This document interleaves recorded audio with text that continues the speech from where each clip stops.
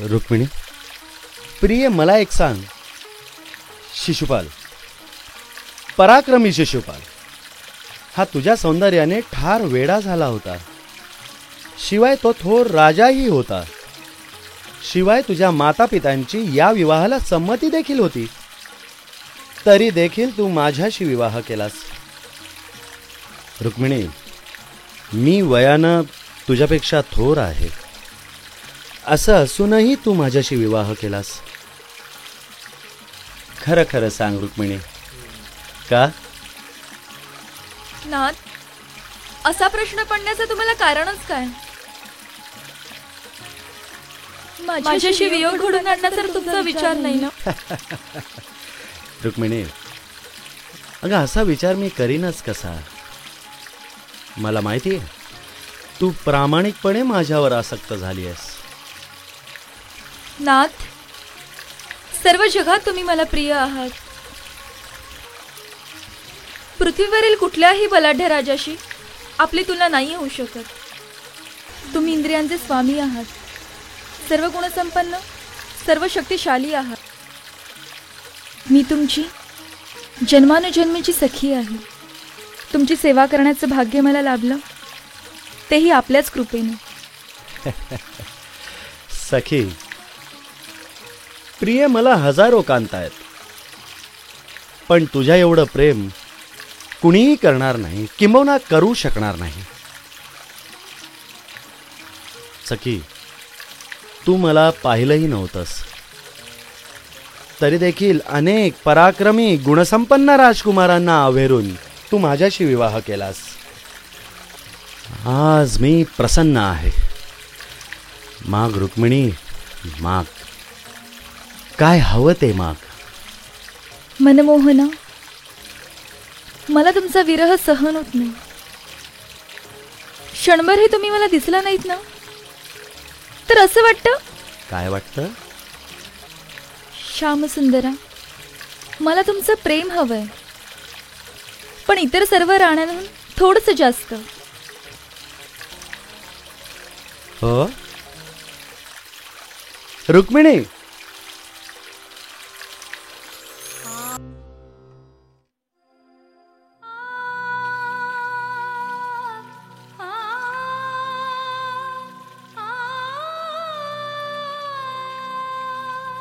माते.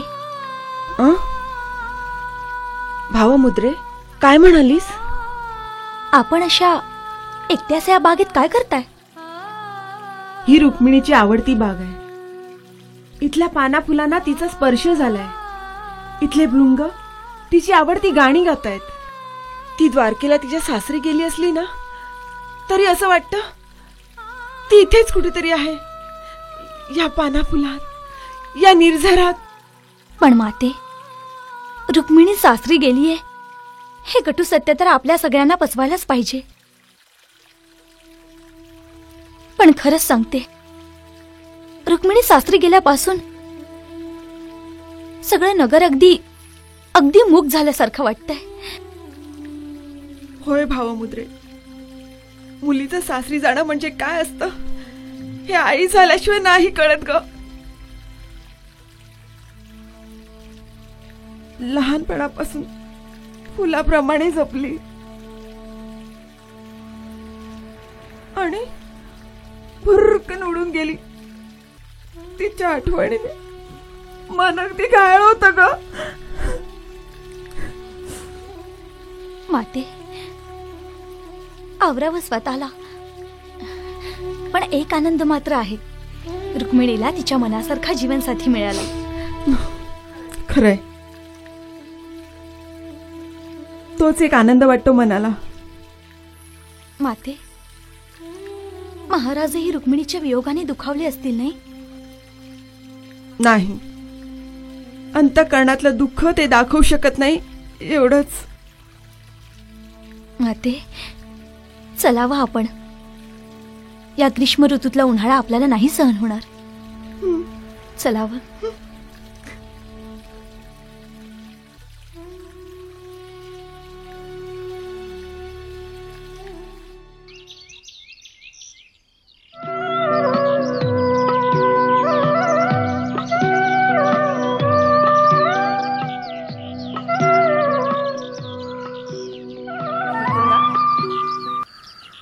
पारिजातकाची ही फुलं तुम्हाला आवडतात ना? घ्या, करा यांचा स्वीकार.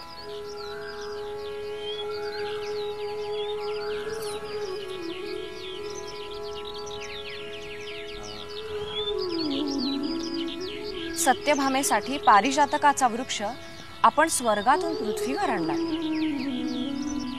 आता माझीही एक इच्छा पूर्ण करावी. बोल राधे, काय हवं ते माग.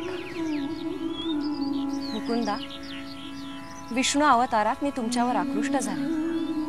तुम्हाला कधी भेटीन ही इच्छा मनात ठेवून तुम्हाला भेटले. तेव्हा तुम्ही म्हणाला, काय हवंय तुला? आपल्या वामांकी असण्याची इच्छा मी व्यक्त केली. तेव्हा तुम्ही म्हणाला, राधे, ते एवढं सोपं नाही. त्यासाठी 60,000 वर्ष तपश्चर्या करायला हवी. ती तपश्चर्या पूर्ण करूनच आज कृष्णावतारात मी आपल्या समवेत आहे. आज तरी माझी ही इच्छा पूर्ण कराल ना? राधे, तुझ्या निस्सीम प्रेमावर मी प्रसन्न झालोय. माझ्या प्राप्तीसाठी तू 60,000 वर्ष तपश्चर्या केलीस. राधे, तुझ्यासारखी प्रियसी मिळणं भाग्याचं लक्षण आहे. कृष्ण, तुम्ही असं म्हणताहून विशाल आहात, अनंताहून दीर्घ आहात. तुमचा विशुद्ध सहवासच मला हवा आहे, सतत अनंत काळ. राधे, राधे, माझ्या असंख्य राण्या आहेत. तरी आजपासून तुझं नाव आमच्या नावासोबत जोडलं जाईल अनंत काळासाठी. राधा कृष्ण, राधा कृष्ण. मुकुंदा, याहून अधिक मला काय हवंय? तुमच्या नामातच मला विरून जायचंय.